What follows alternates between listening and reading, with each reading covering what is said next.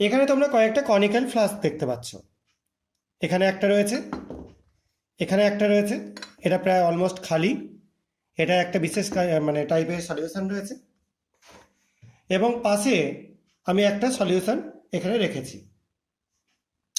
প্রথমে এটাকে নিয়ে এই ফার্স্ট এডটা যোগ করে দিচ্ছি।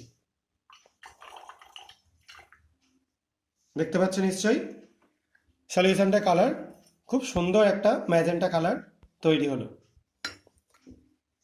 এবার সেকেন্ড এডটা নেব। দেখো,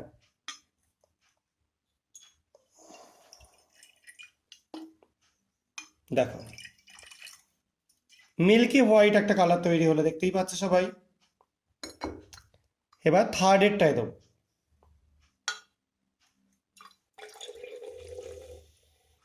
দেখতে পাচ্ছ একটা বাবলস তৈরি হচ্ছে বেশ খানিকটা, এবং গ্যাসটা আস্তে আস্তে মানে কিছুটা গ্যাস হয়ে বেরিয়ে যাচ্ছে।